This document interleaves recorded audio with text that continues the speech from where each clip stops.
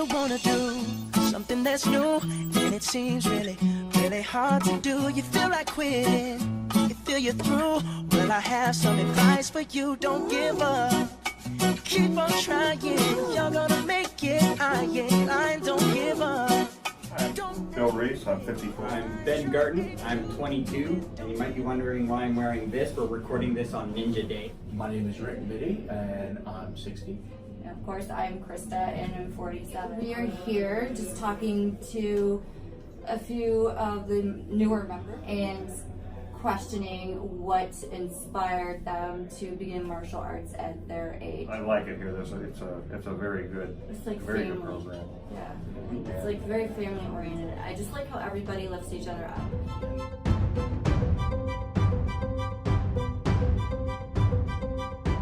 Motivation. What helps you stay motivated when we have those days where we're hurting and we just don't feel like going, or just tired, whatever. What motivates you to keep going, to keep moving?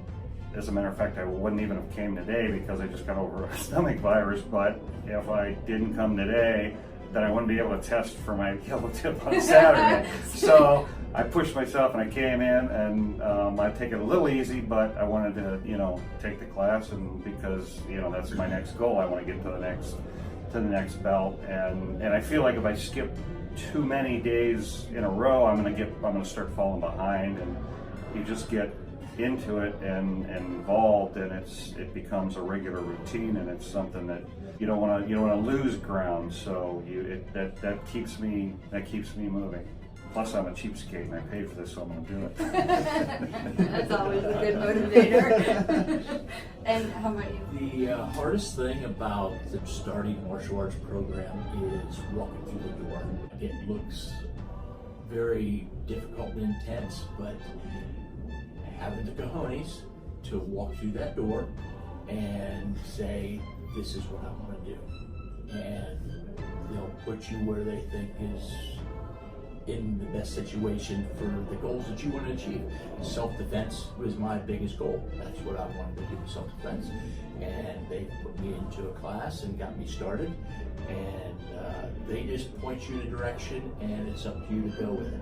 What keeps me motivated is I cannot wait to see what I'm going to learn tomorrow. I'm not belt oriented. It's not about the belt, it's about what I'm going to learn tomorrow. It's about seeing Mr. Secante, seeing Mr. Fred, seeing Bill. I can't wait to see them. I get very excited when Mr. Hyde is there. That's what keeps me going. If I'm going to, my day, the days that are the absolute hardest to come in, I push myself to come in, and them always seem to turn out to be the most beneficial. And that even falls back to lifting weights or whatever. When I push myself to overcome, when you don't feel like you should do something, that is when you need to really go and do it. And once you do something you don't want to do, and all of a sudden, hey, this has been fun, I'm glad I did it. It's the most beneficial to me is when I do something when it's hard for me to do it. Like my jiu-jitsu was falling behind. So the best way to improve jiu-jitsu is to take more jiu-jitsu. And now my jiu-jitsu is coming along. And now I have other sticking points. So the best way to overcome them sticking points is to do more of them. But that's what keeps me motivated, to get better at what I'm doing, and can't wait to see who's teaching the class. Can't wait to see what I'm going to learn today, whether it's going through our break falls, going through our self-defense. It don't matter. It really don't matter. Every class I am learning something. And what is nice about East Coast, we have almost never the same instructor. We have a mix of instructors, and each instructor is very good at something. That is their specialty, but they can do everything. So you always take away from a particular instructor something special, and that's what keeps me going. Yeah, so like to prevent that where you feel obligated. 'Cause I don't ever want to get to the point where I feel like it's an obligation or a job just to come in. So when I do have like really, really bad days, and I'm just like, I'm teaching myself to be able to sit back and maybe take off that day and refocus in on myself, take some time and really focus on myself that day, and try not to feel guilty about it, because that's what happens to me is I tend to feel very, very guilty, and I will message sometimes Mr. Garten, and I will it's like I have to get permission from someone to take off, or like when I don't want to take a class and leave in the evening because I've done the whole week and I'm just exhausted, I'll go to Mr. Garten again, and it's like, what do you think? Do you think I should stay, or you think I should go? So again, it comes back to like almost getting that permission, like it's okay to go home and relax. So it is okay to do that, because you really don't want to get to that point where you feel like it's a job and that you have to keep doing it, or you have to go. You want it to stay fun, you know? You want to be able to go and just enjoy what you're doing. And for me, some of those days where I have to motivate myself to go, I always know once I'm done, I'm going to feel 10 times better than I did. Right. That's what keeps Yeah. you going. That's Yes. why my hardest days is my most benefit, because I push myself, not because it's a job, because I can't wait to see what's coming next. You know, you go from blue belt to green belt. I usually try not to train ahead, but it's a whole new set of skills that I'm learning. And you start out as an infant in a particular belt, and by the time you get your tip and you get ready for the next belt, you become almost like an expert in them new tools that they've given you. And lots and lots of times, part of the deal here is you pass it on to somebody else. As a blue belt, I'll be working with an orange belt. And how good does it feel when you can help a belt that's like lower than you, and you are teaching them something? Absolutely, it's a great feeling. I can't wait. I got a little boy that comes here, and I can't wait to see him. It bothers me when he don't come, because I tell him, you got to come and you'll get better. Yeah. You know, and I know he's struggling with this. Yeah. So that motivates me. That type of stuff motivates me. For me, I will end up skipping 1 or 2 days, but that's just because I know, like, if I force myself, you know. But I also know at the same time it's going to be better than it was. So I have those days where I allow myself to sit back and take a day off. Then I have those days where it's not going to happen, you know, where you fight the side with the side of your mind, and you know that you're giving yourself excuses not to go. Right. Those are the days where I know I need to go. Now, when it's a day where I'm just really hurting and I'm physically beat, those are the days I know that I need to stay home and take that time.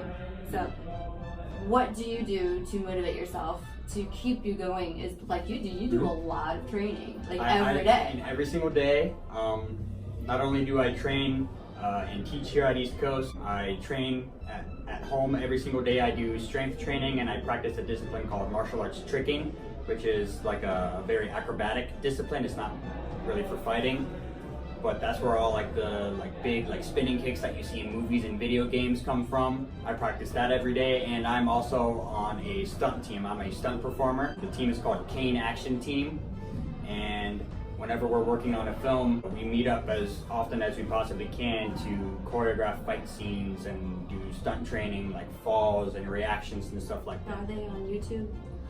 We can put a link for your channel, and we can put a link in for sure. Okay. What motivates me to do all that training, simply, I just enjoy it. When I started my first class, my first ever martial arts class, I just fell in love with it. And I didn't want to stop. I wanted to keep doing it. I wanted to get better and better and better. So I just wanted to keep training, keep working at it. And it is difficult some days, like today, and on Monday, the head of the action team, Matt Kane, he asked me to assist him with self-defense classes. He runs self-defense classes, and he asked me to be an attacker for their test. And it had to be very, very realistic. So I had to resist and fight them. Today I'm kind of sore, and I'm kind of sore still from Monday, 2 days ago.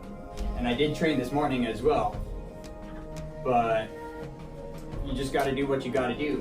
When you're working with a team, like the Kane Action Team, when we schedule a training session, I do my best. I always make sure I'm there. If we're filming a fight scene, I always make sure I'm there where I'm supposed to be, when I'm supposed to be there.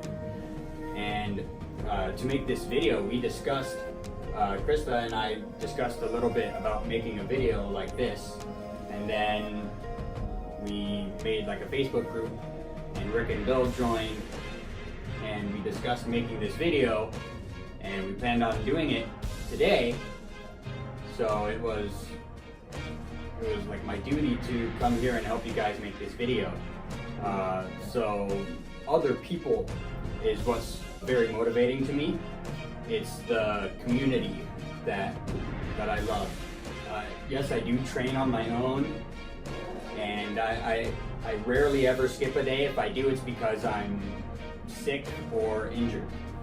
Training with other people, working with other people, that's what inspires me, not only to continue my training, but to be an instructor. Like Rick said, helping those in lower rank, that's very, very important to me. Like carrying on the traditions and the virtues and the ethics of martial arts and passing it down to future generations, that's what inspires me. And I want that to inspire them to train, to get better at whatever it is that they do, whether it is martial arts or they're playing sports or some whatever discipline or job that they end up pursuing. Whatever they learn from me, whatever inspiration that I can give, I do my best to give it as best as I can. And another thing that has also helped me very recently, I started doing meditations. So whenever I just have like a rough day and I'm like not in a very good mood, I take time by myself. When I need to be somewhere, I always get there at least half an hour before, and I sit quietly in my car and just kind of meditate. That allows me to focus my mind, and that allows me to empty my cup. So I can really focus on what needs to be done, whether it's training or I'm teaching or filming fight scenes and stuff like that. Just emptying yourself, pushing everything negative just out of my mind and really focusing on that positive energy of the people around me, the people that I'm working with, getting in the zone. Exactly. I'm kind of the same way with stretching. Yes. I'm always here 20 minutes or half an hour early, just to stretch. And it's not just a stretch, it's the mind. You're just thinking about what we're going to be doing, and I get everything else out of it. For me, the best part of martial arts has actually been what it's done for my life. It's not so much, I mean, learning the technique helps with the self-esteem, you know, like I'll be struggling with the technique and then the one day that it clicks, it's like, oh yes, I finally did it, oh my god, you know, and that's very exciting as well, you know, but I don't know, I just lost track of where I was going because I'm ADD, so. Which I'm sure it'll come back. We train here at East Coast with so many different people from all different walks of life. I train with two doctors, Dr. Lacey and Dr. Young. And just Monday night, I had a sticking problem with my blocks and counters. And he was working with me. And he just says, hey, Rick, this is something that has worked for me on how to do my blocks and counters. And he's tried this, these two, get a couple different weeks, and bingo, it started to come around. And I'm so excited, I can't wait to come to the next class to try it again. But that kind of little things like that. Those little tweaks. Yes, little bitty tweaks would shift your weight a little farther forward. Just like we were doing tonight, you know, get that grip, push you more back, and let the gravity help. We're gonna have the little details. The little that details make things work, and then it's not about the speed. It's not about the things you're doing. The little bitty details. That's why it's great for elderly. It's great for young kids. It's great for everybody because it's not about how big and strong you are or how quick you are. It's the little bitty details, and they put this in real world use. It's very useful tools, and they teach you, okay, this is how we're going to teach you to do this, and this is what could happen to you on the street. And then he said, boy, that makes a lot of sense. I'm going to start practicing that more to do that, because that works for me. And one instructor comes up to you and gives you one little tip. You won for the day.